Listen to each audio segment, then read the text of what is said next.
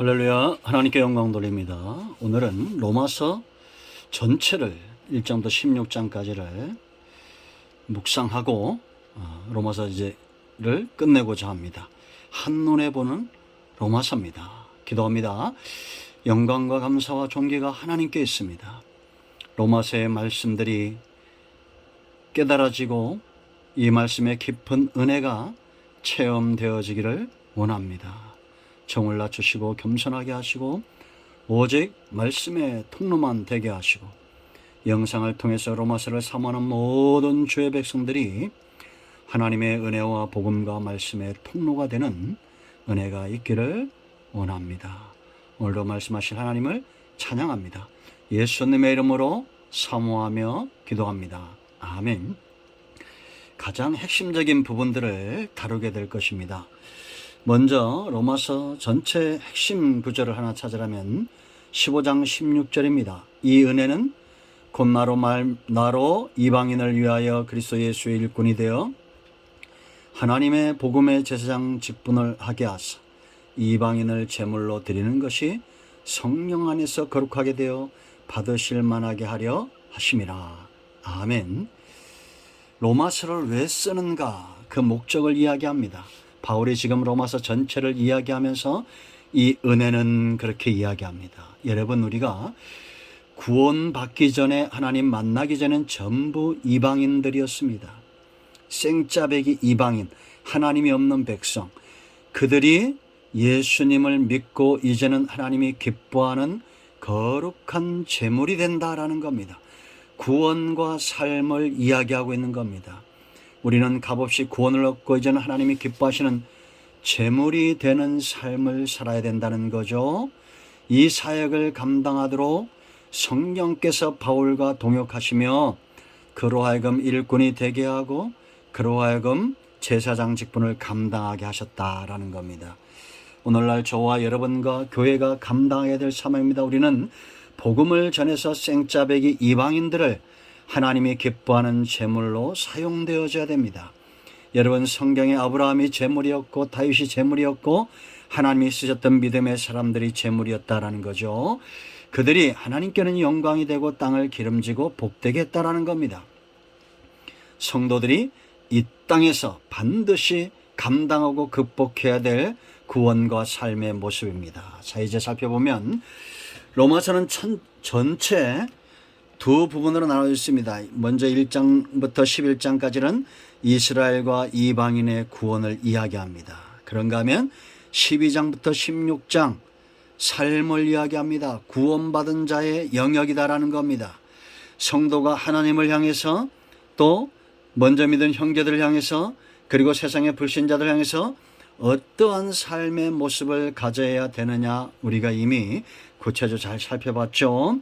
그러므로 로마서는 두 부분을 이야기합니다. 구원과 삶에 대해서 이야기한다라는 겁니다. 자, 이제 보다 더 세부적으로 보면요. 1장으로 가겠습니다. 1장으로 가면 1장으로 갑니다. 1장 1절로 17절까지는 복음에 대해서 이야기합니다. 여러분, 우리가 복음이 무엇인가는 분명히 알죠. 16절 복음으로 이 바울을 부끄럽게 하지 않았던 복음이 있습니다. 17절 이 복음엔 하나님의 의가 나타났다라는 겁니다. 믿음으로 믿음에 이르게 하나니 기록된 바 오직 의인은 믿음으로 말미암아 살리라. 바울로 하여금 이제 우리가 여러분 1절로 17절 말씀을 보면 바울로 하여금 사도가 되게 하고 종이 되게 하고 바울의 마음에 확신을 주었던 11절 보면 바울이 로마 교회만 가기만 하면 그들을 견고하게 세울 수 있다라는 이런 확신. 그런가 하면 14절 이하에서 빚진 자로 살게 했던 이 복음. 이 복음이 무엇이냐? 바로 그 이름에 나타나 있다라는 겁니다. 5절 이하에서 예수 그리스도다라는 거예요. 복음은 뭐라고요? 예수 그리스도. 함축적으로 예수님이 그리스도가 되신다. 구원을 위하여 택정함을 입고 준비되고 기름 부음 받은 분은 오직 예수님 외에는 없다라는 겁니다. 그러면 과연 누가 이 복음을 필요로 하겠느냐라는 거죠. 그래서 진단을 합니다. 18절부터 3장 18절까지입니다. 이 핵심은 10절입니다. 10절 말씀 보세요, 여러분. 의인은 없나니 하나도 없으며 깨닫는 자도 없고 하나님을 찾는 자도 없고 다 죄인이다라는 겁니다. 이방인뿐만 아니라 1장 18절부터 마지막 절까지 있는 이방인들뿐만 아니라 이제는 유대인들까지 전부 죄인이라고 지금 못을 박은 겁니다. 재판장이 선언한 것과 똑같죠. 하나님을 두려워함이 없다는 겁니다. 그러면 이제 구원을 얻을 수 있는 길은 무엇이냐? 1장 18절부터 3장 18절까지 진단하고 난 다음에 의에 이르는 유일한 길에 대해서 3장 19절부터 31절까지 말하고 있습니다. 자, 21절 말씀 핵심입니다. 이제는 율법에 하나님의 한 의가 나타났으니 율법과 선자들의 증거를 받은 것이라. 그게 뭡니까? 22절 곧 예수 그리스도를 믿음으로 말미암아 모든 믿는 자에게 미치는 하나님의 의인이 차별이 없다. 이제 이방인이든지 유대인이든지 누구든지 차별이 없이 예수 그리스도를 믿으면 의에 이른다는 겁니다. 이렇게 예수 믿는 자를 의롭다 하시는 것이 3장 26절 하나님의 의가 된다라는 겁니다. 여러분, 이방인들이나 유대인들이나 누구든지 죄가 전혀 없다면 구원을 받을 수 있겠죠. 그러나 양심적으로도 율법에 거울에 비춰 볼 때도 이방인이든지 유대인인지 누구도 율법의 정죄에서 벗어날 수 있는 존재는 없다라는 겁니다. 오직 믿음으로 의에 이르게 된다라는 겁니다. 그러면 반론이 일어나지 않겠습니까? 할례나 행위가 아닌 오직 믿음으로라는 증거를 4장에서 아브라함과 다윗을 들어 이야기하고 있다라는 겁니다. 여러분, 아브라함도 다윗도 행함으로 의에 이른 것이 아니다라는 거예요. 그들도 약속을 믿음으로 의에 이르렀다.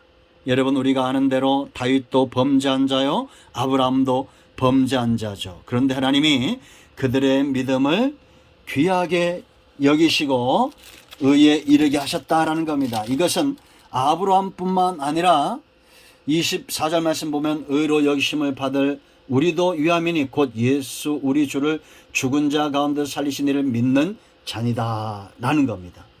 그러니까 여러분, 4장은 오직 예수님을 믿음으로 의에 이른다는 증인을 세운 거예요. 누굽니까? 아브라함과 또 다윗과 이제는 그들과 같이 믿음의 길을 걷는 모든 자들, 그들 또한 예수님을 믿음으로 의에 이르게 된다라는 겁니다. 자, 이제 5장부터 8장까지는 뭘 이야기하냐면 믿는 자들에게 열려진 회복의 길을 이야기하는 겁니다. 먼저 5장에서는 두 가지죠. 하나님 1장 1절로부터 5장 1절로부터 11절은 하나님과 화평의 길들이 열려졌다라는 겁니다. 여러분, 우리가 6절 이하에 있는 대로 연약할 때 경건하지 않았고 죄인이었고 하나님과 원수되었을 때 예수님께서 우리의 죄를 위하여 죽으심으로 이제는 예수님으로 인해서 하나님과 화평할 수 있는 길이 열려졌다라는 겁니다. 그래서 11절 그뿐 아니라 이제 우리로 화목하게 하신 우리 주 예수 그리스도 말미암아 하나님 안에서 또한 즐거워하니라 그렇게 말했고, 1절에도 그러므로 우리가 믿음으로 의롭다 하심을 받았으니 우리 주 예수 그리스도로 말미암아 하나님과 화평을 누리자라는 겁니다. 이 길이 열려졌다는 거예요. 그런가 하면 여러분, 이제 또 다른 세상에서 17절 생명 안에서 왕노릇하는, 여러분 나중에 찾아 읽어보시기 바랍니다. 왕권, 통치권의 회복이 열려졌다는 겁니다. 그러므로 여러분, 믿음으로 우리가 예수 그리스도를 우리의 구주와 주로 영접할 때 하나님께 나아갈 수 있는 제사장들만 나아갈 수 있던 그 지성소에 나아가 하나님과 화평하게 되고, 그리고 세상에서 아담이 잃어버렸던 죄로 인해 잃어버렸던 생명 안에서 왕노릇하는 통치권의 회복이 있었다라는 겁니다. 그런데 이제 6장부터 7장까지는 무엇이 이런 삶을 막느냐? 6장에 바로 우리의 육신을 이야기하는 육신. 그럼 우리가 육신은 어떻게 다스릴 수 있을까요? 6장에 그 비결이 있다고 그랬죠. 바로 세례받은 자의 삶을 사는 겁니다.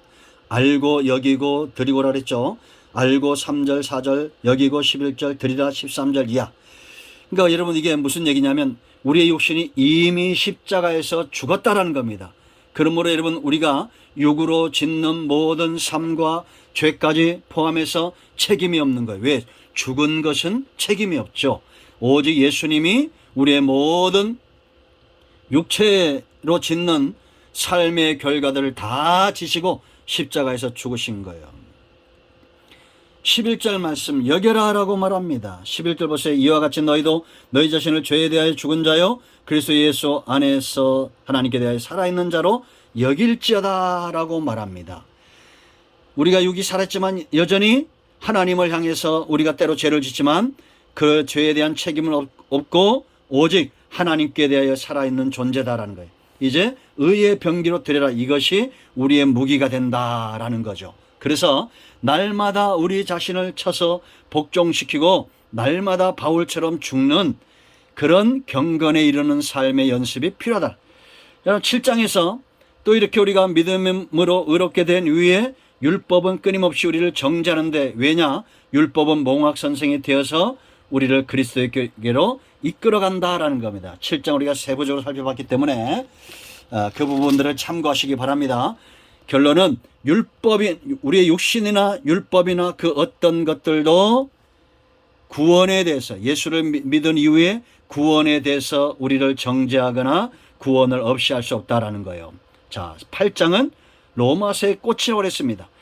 구원받은 이후에 우리 가운데 나타나는 현상은 뭐냐? 바로 성령이 우리 안에 거하셔서 성령이 행하시는 일은 바로 인도하심이다라는 거예요. 뭐라고요?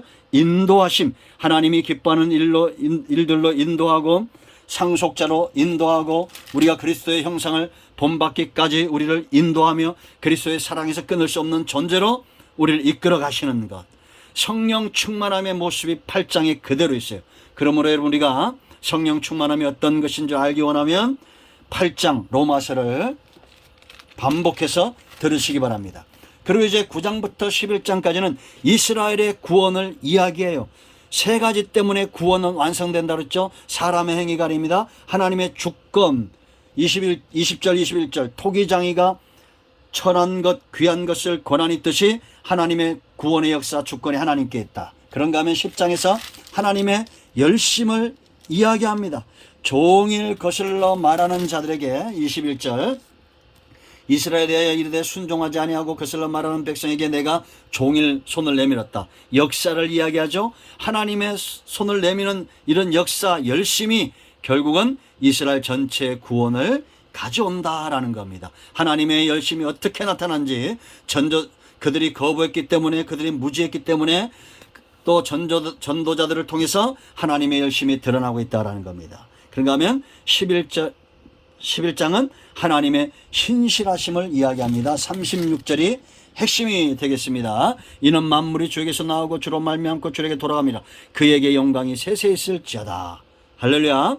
하나님께서 구원의 역사를 이룰 때 이스라엘 절대 버리지 않는다. 이방인의 구원은 꺾여진 가지와 같고 원나무를 하나님이 버리지 않는다는 거예요. 하나님의 29절인 대로 하나님의 은사와 부르시면 후회하심이 없다라는 겁니다. 장차 이스라엘이 저 나라 이스라엘 나라가 구원받고 돌아오면 마지막이 온다라는 거죠. 자, 이제 12장부터 16장까지는 삶에 대해서 이야기합니다. 12장 1절로 2절 하나님을 향해서 우리가 산 제물로 하나님이 기뻐하는 제물로 드려지고 형제들을 향해서는 우리가 지체로 또 세상에서는 어떻게 살아야 됩니까? 13절에 오직 예수 그리스도로 옷 입는 14절 육신의 일을 도모하지 않는 이런 삶에 대해서 이야기하고 있다는 겁니다. 구체적인 것들은 여러분들 찾아서 들으시기 바랍니다. 그래서 여러분 우리가 간단하게 말하면 하나님께는 우리가 영광이 되는 삶을 살아요. 제물로 삽니다. 그런가 하면 형제들은 그들이 원수짓 한다 할지라도 기꺼이 내 지체로 사랑하는 삶을 살고 세상에서는 우리가 예수 그리스도를 옷 입는 삶을 살아야 된다는 겁니다. 그리고 이제 14장부터 15장 13절까지는 믿음이 연약한 자들을 우리가 어떻게 대할 것인가 라는 거예요. 왜 믿음이 연약한 자를 정죄하면 안 되느냐. 4장 7절 말씀 보면 우리가 누구든지 주를 위하여 사는 자 같고 자기를 위하여 죽는 자는 우리가 사나 죽으나 다 주의 것이다. 믿음이 연약한 자나 강한 자나 전부 우리가 주님의 소유가 되었기 때문에 이게 가장 핵심이에요. 소유이기 때문에 우리가 함부로 정죄해서는 안 된다라고 말하는 것입니다. 그리고 이제 15장 14절부터 32절까지는 편지를 쓰는 이유에 대해서 이야기하죠. 우리가 한 마음과 한 뜻으로 예수를 본받는데 예수님의 삶이 할례의 추종자가 되었던 것처럼 우리가 구원의 복음을 위하여 기꺼이 헌신된 자들이 되고 생짜배기 이방인들을 기꺼이 하나님께 드리는 삶을 살아야 된다라는 겁니다. 그리고 마지막 16장에서는 결실, 열매를 이야기한다고 했어요. 이 33명의 사람들, 이런 사람들의 삶을 한마디로 말하면 산제물로 드려졌던 자들이고 이들의 삶은 하나님이 기뻐하시는 열매였다라는 겁니다. 그러므로 여러분 우리가 하나님께 드릴 열매가 있는 동역자의 삶을 살 수 있어야 된다라는 거죠. 구체적인 것들은 16장을 찾아보시면 되겠습니다. 이제 여러분 보여주십니까? 급하게 달려왔는데요. 성도는 구원에 대해서 분명히 말해야 됩니다. 마지막 때가 되면 이것이 어두워질 거예요. 사람들 속에서 의심이 생겨나기 시작합니다. 오직 예수님 외에는 구원이 없어요. 그리고 삶에 대해서 하나님께 대해서는 산채물로, 세상에서는 우리가 형제들을 향해서는 지체로, 세상을 향해서는 축복의 통로, 복의 근원이 되는 예수 그리스도로 옷 입는 삶을 사는 결실하는 삶을 살아야 된다라는 겁니다. 구원도 삶도 오직 예수 그리스도를 향해서 견고해짐을 알고 우리가 한 번 더 읽습니다. 16장 27절에 지혜로우신 하나님께 예수로 말미암아 영광이 세세무궁토 있을지어다. 하나님께 영광을 돌리는 이런 삶의 축복이 있기를 축원드립니다. 아멘. 기도합니다.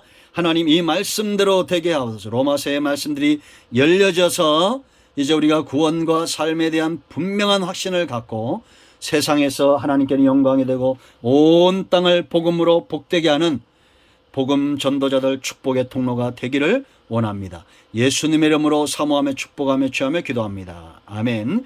이제 선포합니다. 나신 예수님은 우리 가운데서는 모든 흑암과 어둠의 영들은 묶여 떠나갈지어다. 온 영과 온 마음과 온 죄는 치유되며 회복될지어다. 아멘. 축복합니다. 이제는 우리 주 예수 그리스도의 은혜와 하나님 아버지 큰 사랑과 성령의 통 충만 치유 회복하심의 역사가 로마서의 말씀들을 가슴에 새기며 쓰임받기 원하는 모든 이 영상을 접하는 모든 심령들 위해 이제부터 영원토록 함께 있을지어다. 아멘. 할렐루야.